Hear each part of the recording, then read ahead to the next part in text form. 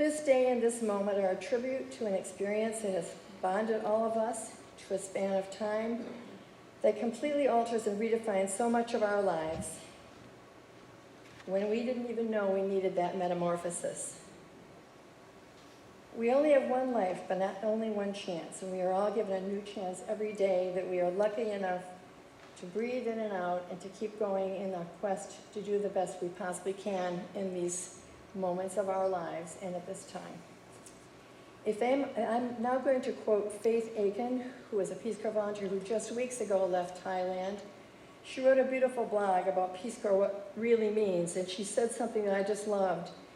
She said, Peace Corps gives us a chance to shuffle the deck of our lives. And now let me share with you words about an amazing person who shuffled the deck of his life in a big way. That is Dr. Surin. My friend Dr. Surin Pitsuwan of Thailand was born in the southern province of Nakhon Si Thammarat. There he, by chance, became the student of Phyllis and David Johnson, who were Peace Corps volunteers. As they visited a leper colony together by bicycle, he began to understand the ways Westerners thought, and they quickly realized how special he was even then, and they saw him as a potential agent of change in his community. The Johnsons, whom he will comment upon himself, assisted him by applying for an AFS exchange student program to study in the United States. He was chosen to go, and he studied at the Rushford Public High School in Rushford, Minnesota, even though he told the AFS interviewer that he really wanted to go to California or Florida, please. He had a great year there and personally embodied what Emily Lou Harris sang about this morning. Like you all, he woke up on a different shore. That was Dr. Surin. When he returned to Thailand in the summer of 1968, I had the pleasure of meeting him. He was 19 and I was 25, and I thought I was his mom or something. I had 2 small children, and I was being a wife, and he was being a student.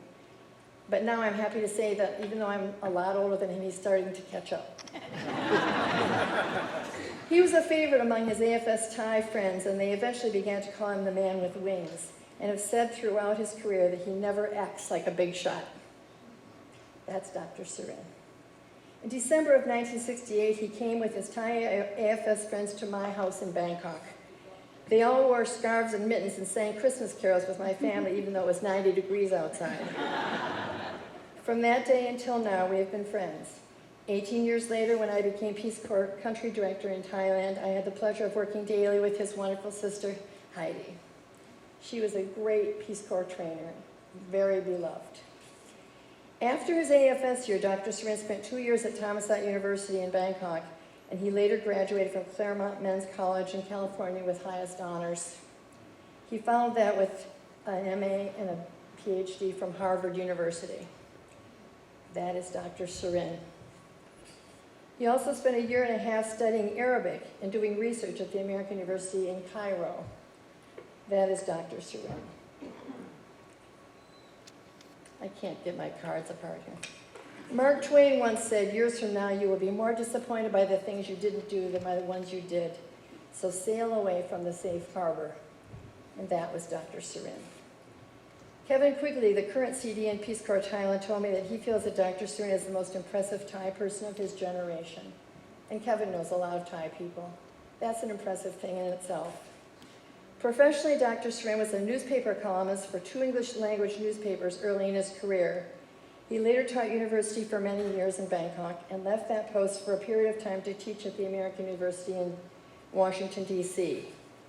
As Henry David Thoreau once said, it's so important to have a broad margin to life.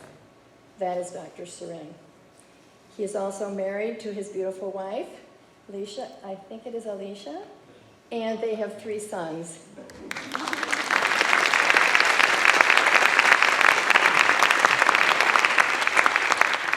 He then went on to be a member of the Thai Parliament for many years from his province, Nakhon Si Thammarat, and in 1997, he became the Thai Minister of Foreign Affairs. As Robert Burns put it, the purpose of life is a life of purpose, and that was Dr. Surin. After his service as a Minister of Foreign Affairs, Dr. Surin served for several years as the Secretary General of the Association of Southeast Asian Nations, a highly prestigious post. which is very similar to the European Union or something, except it's for Southeast Asia, dealing in many important economic and other cultural affairs of that region. In spite of his lofty position, he has on many occasions given of his precious time to speak to Peace Corps trainees and volunteers and to assist them in cultural and practical understanding in order to enhance their experience in Thailand. That was Dr. Surin. So now I'm saying we are honored today to congratulate Dr. Surin Pitsuwan for his long life commitment to service, and we are proud to have him receive this award. อยากจะขอบคุณมาก Dr. Surin เราดีใจมากขอบคุณมากที่นี่วันนี้นะคะ This is the Harris Wofford Global Citizenship Award. This, ladies and gentlemen, is Dr. Surin.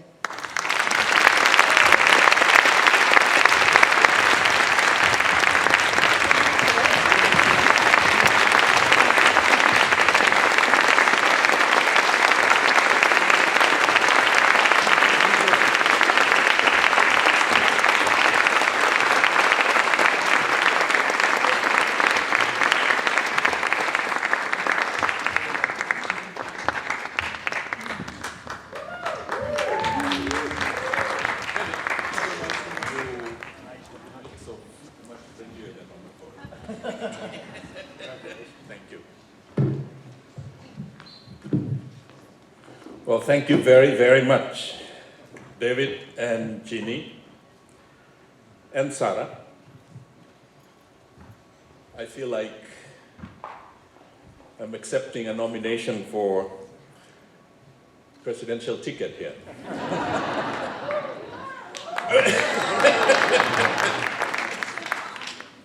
Well, Mr. Glenn Blumhorst, President, National Peace Corps Association, Tony Buckley, Chair of the Board of Directors, National Peace Corps Association, Ms. Carrie Hessler Radelet,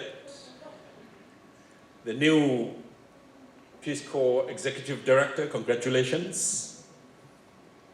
Mr. David Wofford, Chair of Global Citizen Award Selection Committee.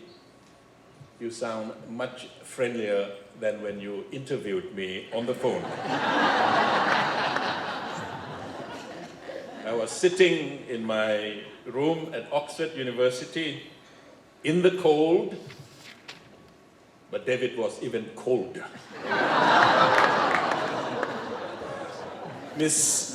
I thought I would never make it. Ginny Kirkwood, my mom, former country director of Peace Corps Thailand, distinguished guests, ladies and gentlemen. It gives me an immense pleasure and a distinct honor to appear before you all this afternoon at this very, very special gathering of the returned Peace Corps volunteers of over half a century, and to be bestowed the 2014 Harris Wofford Global Citizen Award. I'm standing before you with both a sense of pride and also a sense of humility.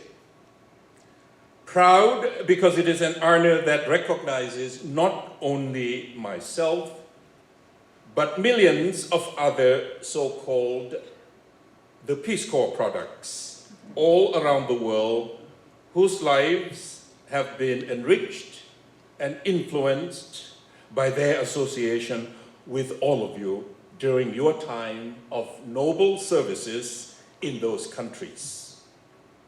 Humble because I'm sure there are many among those millions out there who probably equally, if not more, deserve this distinguished award also. I'm grateful to Dr. Kevin Quigley, the country director of Peace Corps Thailand now, and the Peace Corps volunteers in Thailand last year. And one of them is Sarah Linko, who together nominated me to the select committee chaired by David Wofford. Mine is probably a typical life of humble beginning in an isolated village in the middle of the rubber plantation, far away from everything, without a paved road, without running water, without electricity, without any amenities considered to be essential of a decent life under the current Millennium Development Goals. I had no shoes to wear until I was 11. I had to ride a bicycle up and down the hills, day in and day out, for 8 years, on a road that would disappear in the monsoon season. I would be soaking wet in a thunderstorm and covered with red dust in the dry season. The big break came in 1965-67 with two angels of hope in the form of the Peace Corps volunteers. David and Phyllis Johnston, you've heard the story, were sent to my provincial boy and girl schools. David taught English and math, and Phyllis helped the girls to speak English and social studies. I was lucky enough to have caught their caring hearts and their searching eyes. They must have seen in me a future recipient of the Harris Wofford Global System. They took me into their tutorship and grilled me with the use of the English language. Before that, there was a British overseas volunteer man who taught me to say either or neither. David and Phyllis came and said, Surin, no, either or neither. I was confused along the way to the point where David and Phyllis decided that I would need 1 full year in somewhere, someplace in the United States to polish up my English to prepare for the Harris Wofford Award.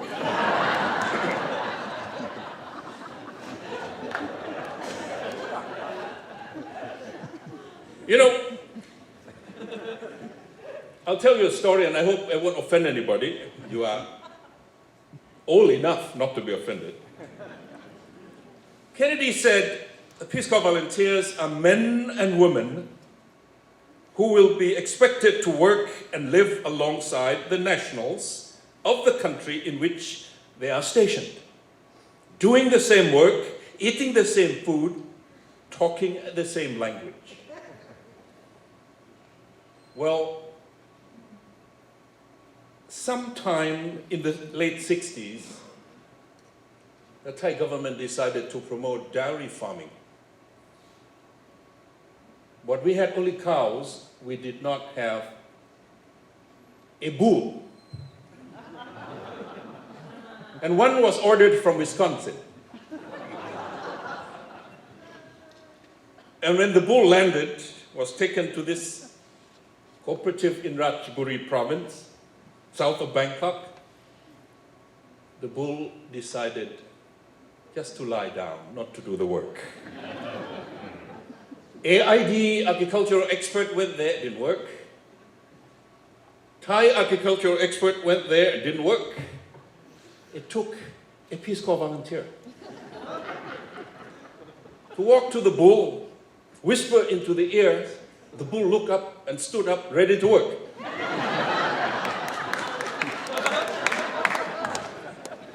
And the governor and the extension officer, Minister of Agriculture asked that Peace Corps volunteer, what magic did you whisper into the, magic words did you whisper into the ears of the bull? The Peace Corps volunteer said, I just told him that Kennedy said we got to be here to work. And what did the bull whisper back to you? The bull said, he misunderstood. He thought he was there only on advisory capacity.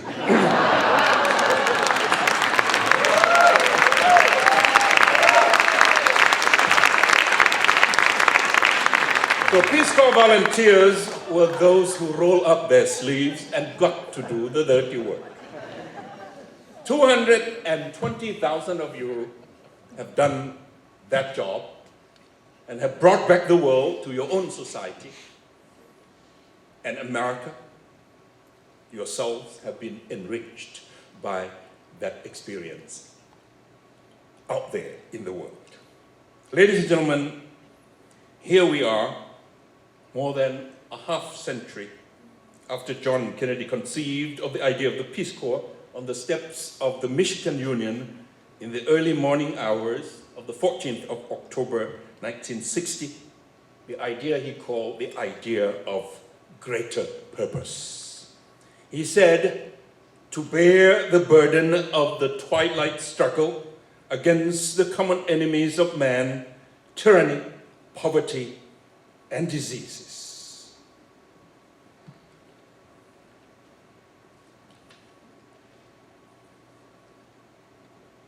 And disease, he said, 220,000 Peace Corps volunteers later, celebrating that idea of greater purpose. The world has changed, but the struggle is still on. But that twilight struggle has been joined by many individuals whose lives you have made the difference. In my case, you have snatched me from the tyrannical jaws of poverty and hopelessness. Many professionals distinguished in their own fields, be it doctors, engineers, lawyers, civic leaders, teachers, and politicians, are now your comrades in arms who are also rejoicing in hope, patience in tribulation, in their efforts to help their own communities and countries in the same spirit as the Peace Corps volunteers have been doing in the past 5 decades. So in my view, the most important, valuable gift that the Peace Corps program has given to the world is far more significant than the sum of individuals like myself, catapulted from the hilltops and the deep valleys of remote corners of the globe. Far more significant is the Peace Corps spirit of volunteerism that has sprung up in many communities and many countries around the world. You all have planted that very unique American value observed by Alexis de Tocqueville during Andrew Jackson's America. This is the state of Andrew Jackson. The civil religion, he called it with admiration. In my part of the world and in other regions, the emergence of civil society, inspired by a similar civil religion, observed by de Tocqueville, to help their own communities and countries, in a large part, a legacy of all of you, Peace Corps volunteers of America. Under my watch, the Association of Southeast Asian Nations, ASEAN, adopted a vision that calls for the creation of a community of caring and sharing societies among 10 member states in Southeast Asia. In Africa, in Latin America, and Central Asia, similar phenomena are occurring. This is the most fitting reciprocation that the world is celebrating now in return for the noble services and sacrifices that you all have made. We celebrate your gift to us by emulating your spirit of volunteerism to manage other challenges facing our global community today. And next year, the United Nations is planning the first World Summit of Civil Society for post-2015 development goals in Istanbul, Turkey, Gini. The world is catching up with the values, with the inspiration, with the spirit of volunteerism that 220,000 of you have brought to them and share with them. Be proud in that success. Ladies and gentlemen, the Harris Wofford Global Citizen Award recognizes outstanding global leaders who grew up and continue to live in a country where Peace Corps volunteers served and whose life was influenced by the Peace Corps. Well, I am one such individual among hundreds of thousands more out there whose lives have been touched, inspired, and transformed for the betterment of our global community. I humbly accept the 2014 Harris Wofford Global Citizen Award on behalf of those men and women who are lucky enough to have their own David and Phyllis, to point the way and to paint a better future for them.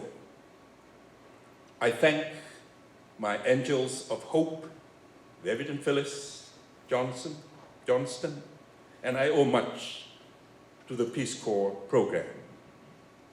Please take pride in whatever valuable accomplishments I have made, for they are, in large part, inspired by all of you. Thank you very, very much.